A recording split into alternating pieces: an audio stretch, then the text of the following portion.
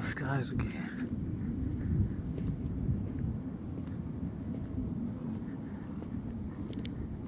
Either the government's coming up with invisible jets or something else going on.